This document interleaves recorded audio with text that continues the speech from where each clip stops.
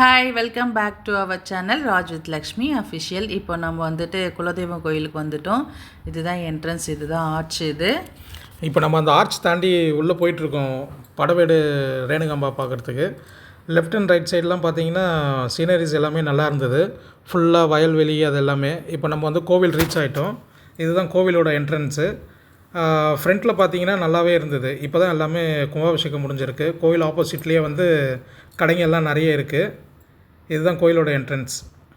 இதுதான் கோயிலோட entrance friends. வாங்க நம்ம அடுத்த வீடியோக்குள்ளே போகலாம். இப்போ நம்ம பொங்கல் வைக்கிறதுக்கு போகலாம். செம்ம வெயில். கோபிகா ஹாய் சொல்லு. ஓவியா இவர் தான் என்னோடய மாமனார். ஸோ மொட்டை அடிச்சுன்னு வந்துட்டாங்க.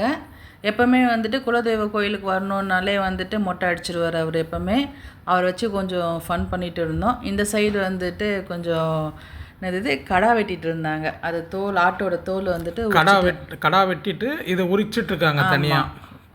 ஸோ ஆப்போசிட்டில் தான் மொட்டை அடிக்கிற அந்த ரூமில் மாமா மொட்டை அடிக்கிற இடம் இருக்குது. அதுக்கு முன்னாடி வந்து நம்ம குளிக்கிறதுக்கு எல்லா அந்த ஃபெசிலிட்டிஸும் இருக்குது. இப்போ வந்துட்டு என்னோடய நாத்தனார் வீட்டுக்கெல்லாம் வந்துட்டு ரீல்ஸ் எடுக்கிறதுக்காக வந்துட்டு இது வந்து பேக் சைடு, இது வாழைத்தோப்பு இது. ஸோ இந்த சைடு வந்துட்டாங்க அவங்க ரீல்ஸ் எடுக்குது. நாங்களும் பின்னாடியே வந்துட்டோம்.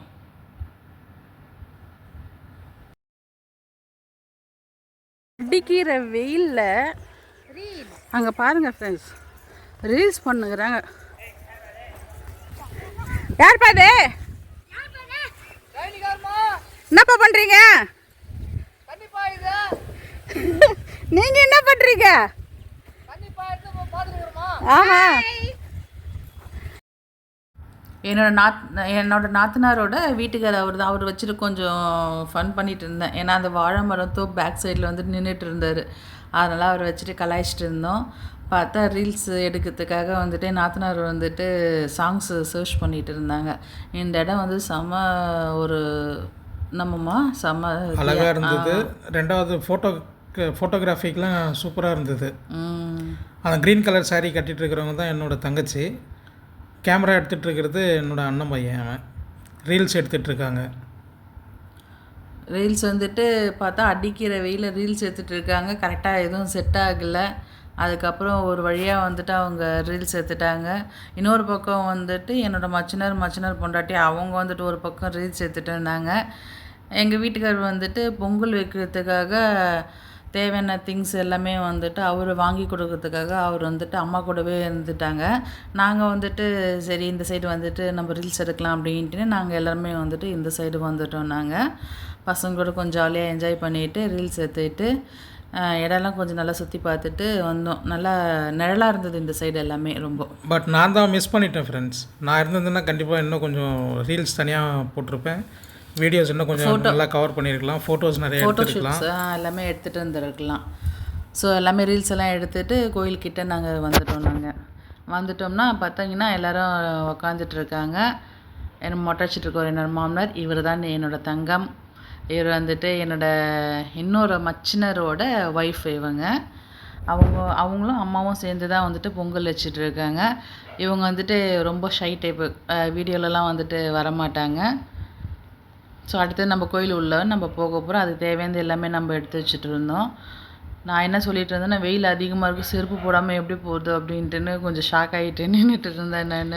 சாமிக்கு தேவையான சாமிக்கு சாத்துறதுக்கு புடவை அது எல்லாமே வாங்கி வச்சுட்டு இருந்தோம் ஃப்ரெண்ட்ஸ். எடுத்துகிட்டு இப்போ நம்ம கோயிலுக்குள்ளே போகிறோம். என்ட்ரன்ஸ் இது. அங்கே ஒரு கற்பூர தீபம் ஏற்றிட்டு கோபுரத்தை பார்த்து வணங்கிட்டு நம்ம இப்போ நேராக கோவிலில் போக போகிறோம். இப்போ படவேடுன்னு சொல்லிட்டு பேர் வர்றதுக்கு காரணம் என்னன்னு பார்த்தீங்கன்னா, ரேணுகா தேவின்றவங்க வந்து ஒரு நாட்டோட இளவரசி. அவங்க எல்லா நாட்டோடவும் சண்டை போட்டு ஒருத்தரையே வென்றுட்டே வருவாங்க. அவங்கள வெல்றவங்க யாரோ அவங்கள தான் திருமணம் பண்ணிக்கிறோன்ற ஒரு நோக்கத்தோடு தான் அவங்க வந்தது. அப்போ வந்து அவங்க படைங்களோடு இங்கே இந்த காட்டில் வந்து தங்கியிருந்தாங்க. ஸோ படை ப்ளஸ் வீடு, அதனால தான் படை வீடுன்றது நாள்பட படவேடாக மாறிடுச்சு. படவேடாக மாறினதுக்கு இதுதான் காரணம். ரேணுகா தேவின்றவங்க வந்து ஒரு நாட்டோட இளவரசி தான். அவங்க வந்து ஒரு ஜமதக்கினின்ற ஒரு முனிவரை கல்யாணம் பண்ணி அவங்களுக்கு வந்து 5 குழந்தைகள் பிறக்குது. அந்த 5 குழந்தைகளை நல்லா வளர்க்குறாங்க. அதில் 5ஆவது குழந்தையோட பேர் வந்து பரசுராமர். அவர் தான் வந்து நம்ம கதைக்கு மெயினே. என்னென்னா டெய்லி பூஜைக்காக வந்து இந்த அம்மா மணலில் குடம் பிடிச்சி தண்ணி எடுத்துகிட்டு போவாங்க பூஜை பண்ணுறதுக்காக. அதை மாதிரி ரெகுலராக பண்ணிகிட்டு இருக்கும்போது அவங்க வந்து அந்த குடம் வந்து ஒரு கந்தர்வரை பார்த்து அவங்க மனசு தடுமாறிடுவாங்க. அதனால் அந்த குடம் செய்ய முடியாது, தண்ணி எடுக்க முடியாது. போய் ஜமதக்கினிக்கிட்ட சொல்லுவாங்க. அவர் ஞானத்தில் பார்த்துட்டு நீ இல்லை தப்பு பண்ணிட்ட அப்படின்னு சொல்லிவிட்டு பரசுராமரை கூப்பிட்டு அவர் அம்மாவோட தலையை வெட்ட சொல்லிவிடுவாங்க. அந்த தலை வெட்டுப்பட்டதுனால தான் இன்றைக்கி நம்ம அந்த சிரசை வச்சு நம்ம கோவிலில் வணங்கிட்டு இருக்கிறதுக்கு இதுதான் காரணம். இப்போ வந்து நமக்கு டைம் இல்லாதனால நான் உங்களுக்கு ஷார்ட்டாக சொல்லியிருக்கேன். என்னால் முடிஞ்சதுன்னா நான் கண்டிப்பாக இந்த கோவிலோட புராண கதையை ஃபுல்லாக வீடியோவாக போடுறேன். இந்த வீடியோவை நீங்கள் கண்டிப்பாக பாருங்கள். ஷார்ட்டாக சொன்னதுக்கு ரீசன் இது தான், எங்களுக்கு டைம் இல்லை. இன்னும் கதை சொல்லணும்னா எனக்கு ஒரு 4-5 வீடியோ நான் எடுக்கணும். புராண கதையை உங்களுக்கு ஃபுல்லாக சொல்லணும்னா. இப்போ நம்ம சாமி தரிசனம் பார்க்கறதுக்காக கிட்டக்க போயிட்டோம். நுழைவாயிலில் தான் இருக்கிறோம். நாங்கள் 50 ரூபீஸ் டிக்கெட்டில் தான் வந்தோம் ஃப்ரெண்ட்ஸ். கூட்டம் அதிகமாக இருந்தது, அதுவே எங்களுக்கு கொஞ்சம் டிலே ஆகிடுச்சு. இப்போ அம்மாவை பார்க்குறதுக்காக கிட்ட வந்துட்டோம்.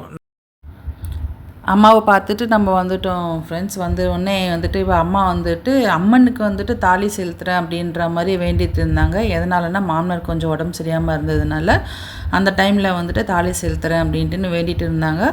தாலியும் வந்து நல்லபடியாக செலுத்தியாச்சு. செலுத்திட்டு மாமனார் வந்துட்டு மறுதாலி வந்து கட்டுறாங்க.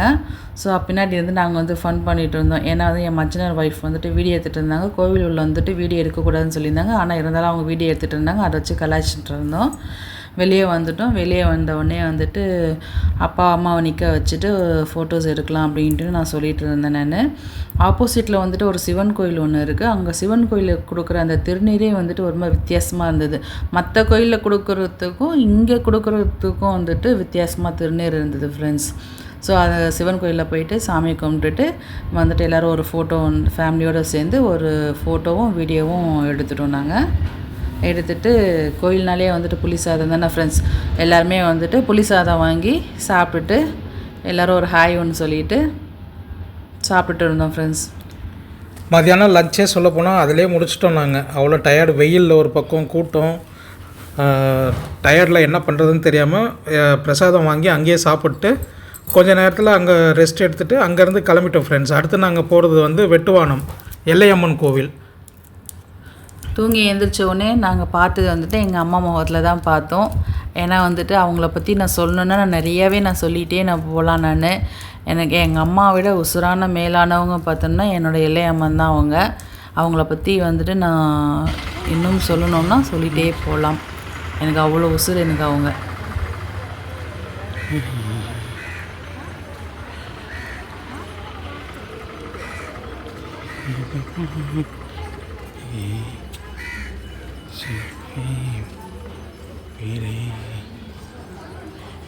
என்னம்மா வாங்கப்பா? அம்மா போடுங்க, மாலை கூட வாங்கிக்க. கூட்டம் கம்மியாக இருந்தால் கூட, கூட்டம் கம்மியாக இருந்தால் போடுவாங்களா அம்மாவுக்கு? அம்மாவுக்கு மாலை வாங்கிட்டு அவங்களுக்கு சாத்துறதுக்காக உள்ளே தரிசனம் பண்ணுறதுக்கு போயிட்டுருக்கோம். எல்லையம்மன் வந்து ரேணுகா அம்மா தேவியோட இன்னொரு மறு உருவம்னு தான் சொல்லணும் ஃப்ரெண்ட்ஸ். ஏன்னா அம்மா வெட்டுப்பட்ட இடம் இந்த வெட்டுவானம். இங்கே தோன்றியவங்க தான் எல்லையம்மன். ஸோ 2 பேருமே வந்து ஒன்று தான், பேர் தான் வேறு வேறு. அதனால் நாங்கள் எப்போவுமே படவேடு ரேணுகாம்பா பார்த்துட்டு நேராக இங்கே வெட்டுவானம் எல்லையம்மன் பார்க்குறதுக்கும் நாங்கள் வந்துடுவோம். இன்றைக்கி நான் ஒரு நிலமையில் நிலச்சி நிற்கிறேன் அப்படின்னா அதுக்கு முழு காரணம் இந்த அம்மா ஒருத்தர் மட்டும்தான். சாமி தரிசனம் நல்லபடியாக முடிச்சுட்டு வெளியே வந்து கொஞ்சம் நேரம் பிரகாரத்தை சுற்றிட்டு உட்காந்துட்ருக்கோம். சாமி பார்த்துட்டோன்னே எல்லாம் வெளியே வந்து உட்காந்துட்டோம் ஃப்ரெண்ட்ஸ். உட்காந்தோடனே ஜாலியாக ஃபன் பண்ணிவிட்டு எங்கள் மாமியார் வந்துட்டு ஹாய் சொன்னாங்க. என் நாத்தனாரெல்லாம் கலாய்ச்சிட்டு இருந்தாங்க.